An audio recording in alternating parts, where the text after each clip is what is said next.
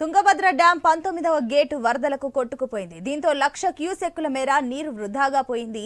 అయితే CWC chairman Ravindra, Karnataka deputy CM Shivakumar, ఎమ్మెల్యేలు కాలువ శ్రీనివాసులు, విరూపాక్షి తుంగభద్ర డ్యాంను పరిశీలించారు. తుంగభద్ర డ్యాం 19వ గేటు ధ్వంసం కావడం బాధాకరమని డీకే శివకుమార్ అన్నారు.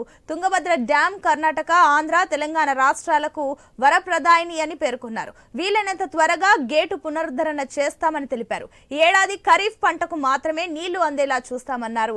రబీ పంటకు నీరు అందించడం కొంచెం కష్టమే, రైతులు సహకరించాలని డీకే శివకుమార్ చెప్పారు. టీడీపీ ఎమ్మెల్యే కాలువ శ్రీనివాసులు, వైసీపీ ఎమ్మెల్యే విరూపాక్షి తదితరులు తుంగభద్ర డ్యాంను పరిశీలించారు.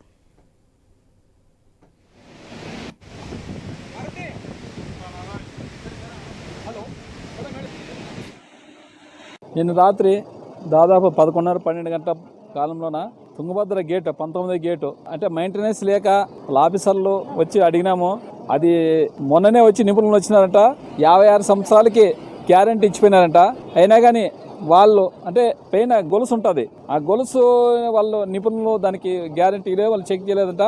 అందుకోసం ఆ గొలుసు లింక్ తెగిపోయి గేటు రాత్రి 12 గంటలకి టైంలో 11:30-12 గంటలలో పోయింది.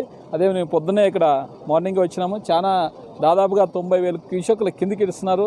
ఎందుకంటే మనం ఈ మన ఎల్ఎల్సీ కింద కానీ హెచ్ఎల్సీ కింద మా రైతులందరూ మా ఆలూరు కాన్స్టిట్యున్సీకి చాలా ఆంధ్రప్రదేశ్ రాష్ట్రంలో ఉండే రాయలసీమ 4 జిల్లాలకు, అలాగే ఇక్కడ కర్ణాటకలో ఉండే 4 జిల్లాలకు వరప్రసాదిని ఈ తుంగభద్ర రిజర్వాయర్. ఈ రిజర్వాయర్ నుంచి వచ్చే నీళ్ల వల్లనే అనంతపురం, కర్నూలు, కడప జిల్లాల్లో సాగునీరు, తాగునీటి అవసరాలు తీర్చుకుంటా ఉన్నాం.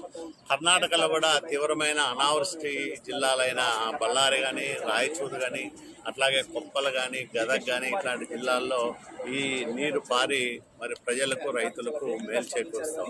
ఇట్లాంటి రిజర్వాయర్లు ఈరోజు పూర్తి సామర్థ్యంతో దాదాపు 100 టీఎంసీల నిల్వతో నిండుకుండలో తొనికిసలాడుతున్న సమయంలో అనుకోని విపత్తు సంభవించి 19వ నంబర్ గేటు కొట్టుకుపోవడం, నీటి ప్రవాహానికి దాదాపు 30,000 క్యూసెక్కుల నీరు ఆ గేటు ద్వారా